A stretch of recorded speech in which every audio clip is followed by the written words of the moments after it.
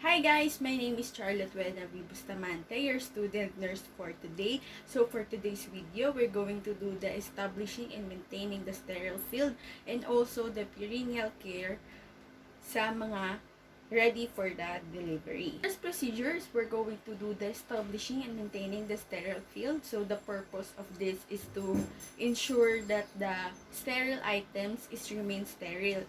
Sterile field is a microorganism-free area which is the nurses establish the sterile field by using the innermost side of the sterile wrapper or using the sterile drape.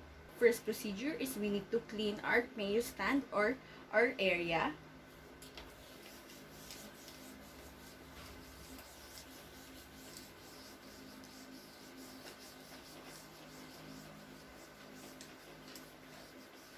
We need to disinfect this.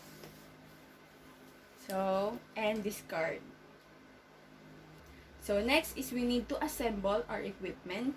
So, after we gather all the equipments na kakailanganin natin, which is the NSD set, and then the commercially prepared pack na gauze pad, and then a sterile cord clamp. So, after we gather all the materials or equipments that we're going to need, is we need to check or confirm the sterility of the package. So, kailangan i-ensure natin yung package natin is dry and clean.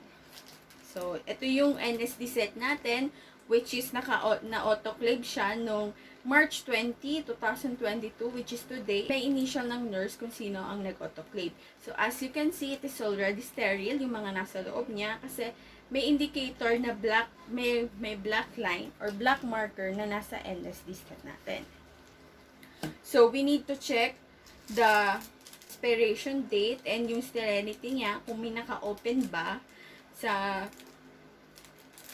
pack. So, it indicates na sterile ang ating sterile equipment kung hindi siya nakabukas at clean and dry siya. Okay.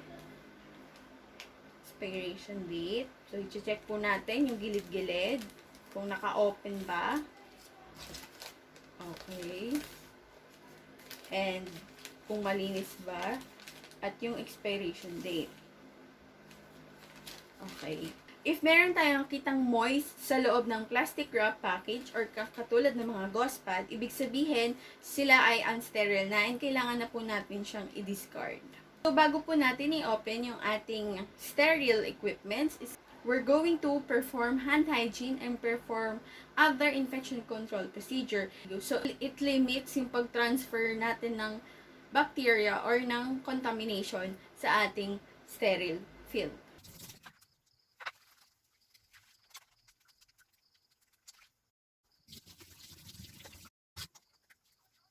After hand washing is kailangan na natin i-perform ang next procedure.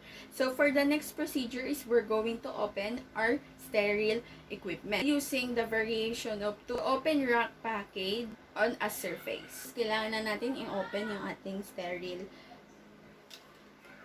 equipment. So ipi-place natin siya sa center and then we will remove the tape.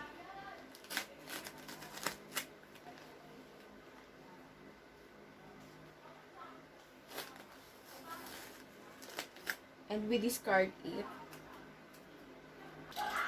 So, after we remove the tape, so, kunin po natin tong isang flap. Yung first flap, so, kailangan touching only the outside of the flap remains the sterility of inside the wrapper. So, pull natin yung flap open, laying on the flat surface. Then, also, kailangan natin i-repeat for the side.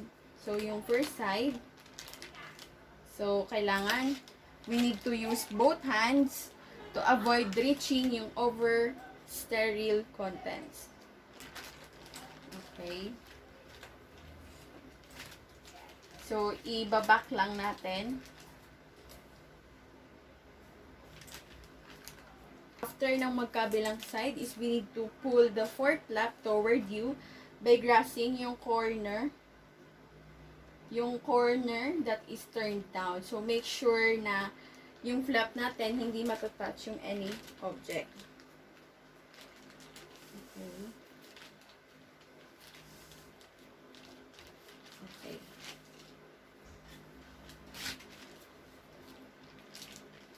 Next is yung isa pang pack. So, kailangan flat siya sa surface. And then, ito yung flap or yung edge. So, hindi po natin hahawakan.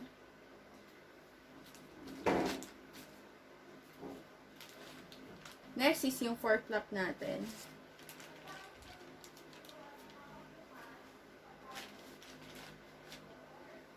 And now, this is our sterile equipments na inautoklave natin. So, normally, ang laman po nito is yung ating mga forceps and yung scissors. So, normally, ang ginagawa po natin sa scissors ay sinusoak po natin siya sa antiseptic solution para maging sterile siya. So, hindi po natin advisable na i-autoclave natin yung ating mga scissors kasi po, may chance na po na pumurol po yung ating mga scissors. After we open the sterile package is ilalagay na po natin yung iba pang sterile item. So, by using the variation of opening commercially pre-package. So, ito po yung ating mga sterile. So, first is yung flap natin. I-open natin. So, make sure na hindi po natin mahawakan yung article. Or sterile article. And then, we are going to drop it. Okay. And we discard.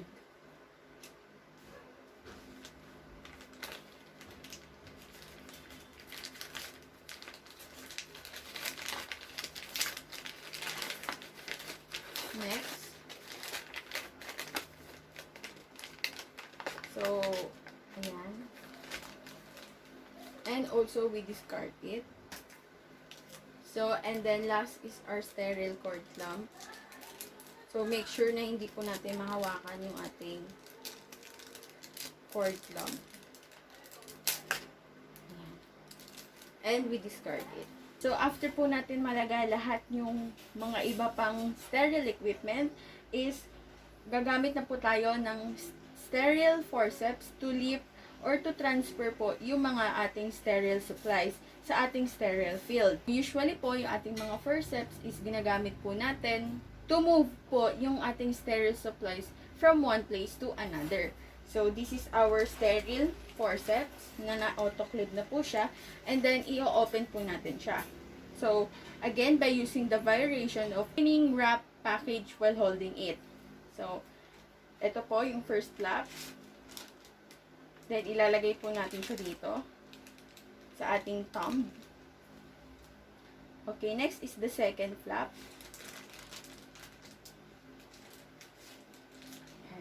So, ginagawa po natin to, yung gantong technique is para hindi po natin matamaan yung ating inner pack.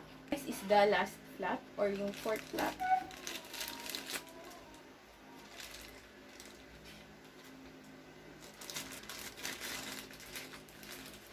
Ayan, ito na po, naka-expose na po ang ating forceps. So, kukunin po natin siya. And then, i-discard po natin tong pack. So, as you can see, ito pong ating forceps is unsterile na yung handle. And then, yung remember na yung tip ng ating forceps is yun lang po yung sterile. Na pwede po natin gamitin sa paglipat po ng mga supplies natin. So, we need to remember that the tips of wet forceps lower than the wrist at all times. So, unless is naka-gloves po tayo. The rationale of this is yung gravity, mape-prevent niya yung liquid na pumunta sa unsterile handles at pabalik dun sa ating sterile tip. Kailangan i-hold natin yung ating sterile forceps above the waistline kasi pagka below the waist or table level lang siya is considered siya as contaminated. Ililift natin yung mga sterile supplies. So, be sure na hindi po ma-touch ng ating sterile forceps is yung mga edges or outside ng wrapper. Kasi yung edges and yung outside ng wrapper is considered as unsterile. You remove the towel. So, i-arrange na po natin siya. And then, we have the gauze pad. Another gauze pad. And then, our clamp. And then, we Yan, i-move lang natin.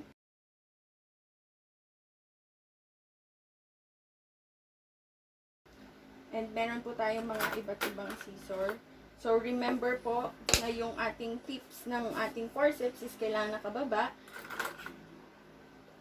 And then, above the waistline lang siya.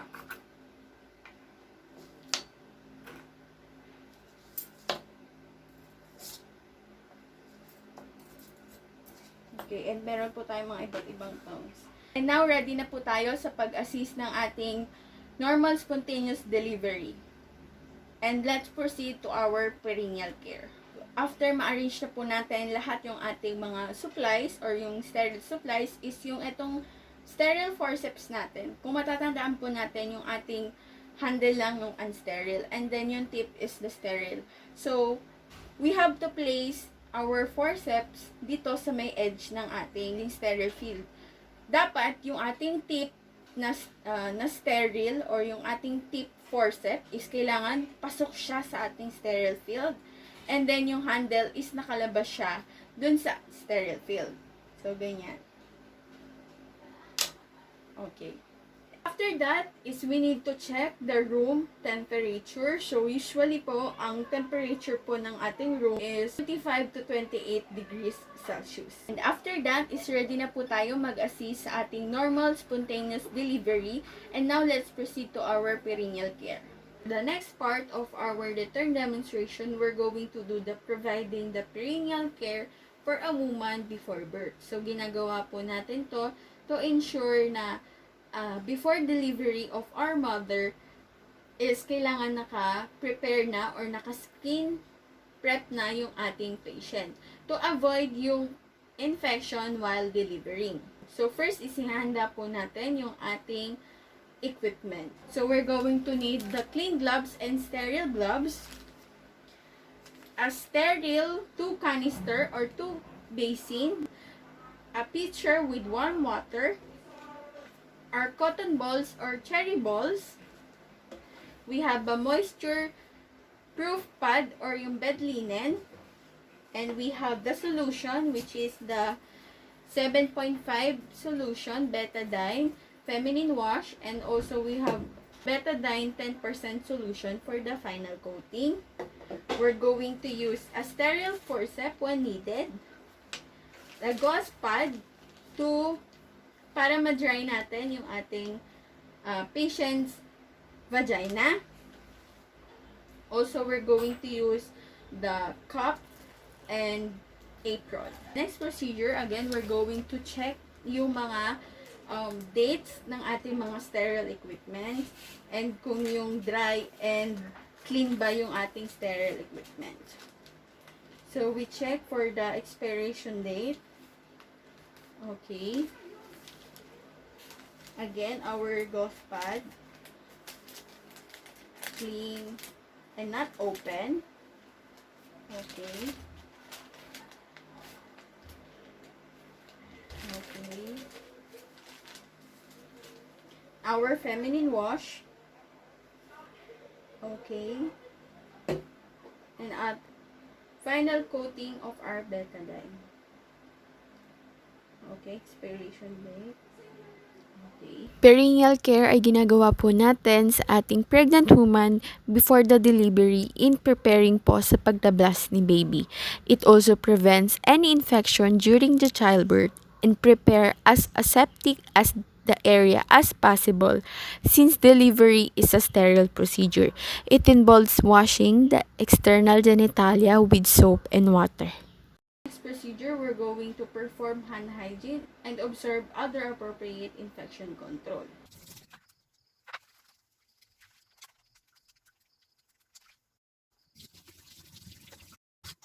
So, after do hand washing at maglagay ng surgical cap, mask, and also our disposable apron, is i-assemble po natin yung ating mga equipment. So, first is ito po yung sterile basin. So, again, using in maintaining the sterile field. Again, yung flaps open. Next is this one. So, i-stretch lang po natin para hindi po siya bumalik. And also, ito pong inner. Okay.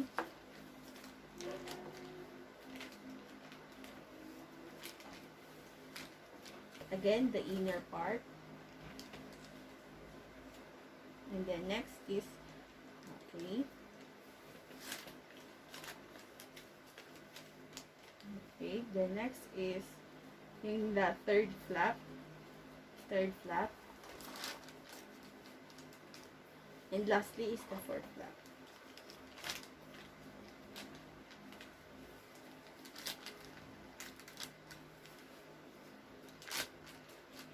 Okay, so isi-spread out lang po natin yung ating sterile field. And then, ito po yung dalawa nating canister. So, after that is our cotton balls, which is sterile. So, again, using the variation of opening the sterile package while holding. So, the first flap. And then, the second flap. And then, the fourth flap. At the third flap, rather. Third flap. And then the fourth flap, and we drop our cotton balls or cherry balls, and then we discard. So our sterile gloves, so we open the package,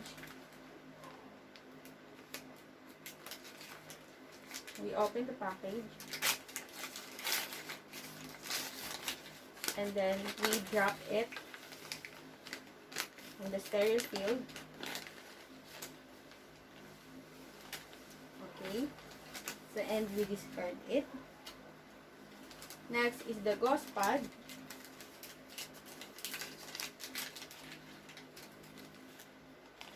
Okay, discard. The gauze pad again.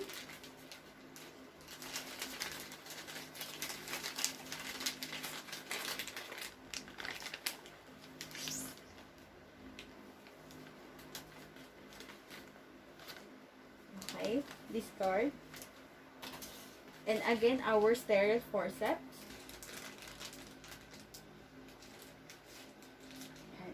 So, ginagawa po natin to, yung gantong technique is para hindi po natin mahawakan yung ating inner sterile. Yung next is the last flap or yung fourth flap.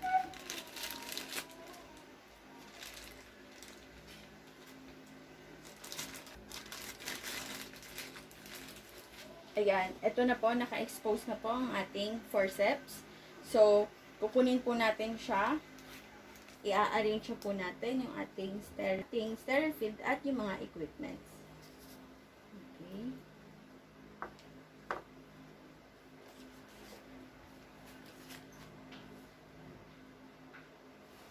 Okay. After that is magpuput lang po tayo ng mga cotton balls sa ating container.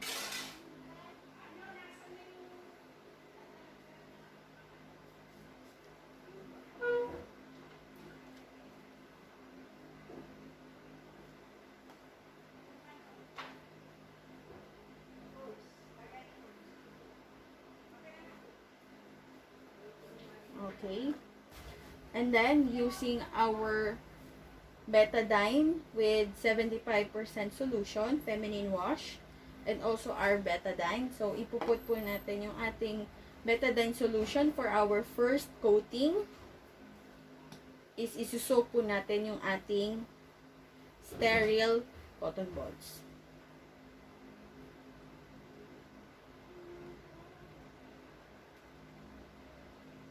Okay.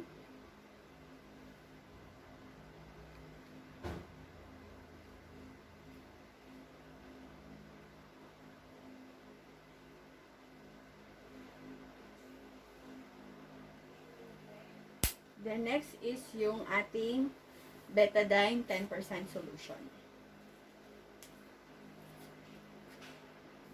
Then, maglalagay na po tayo ng betadine.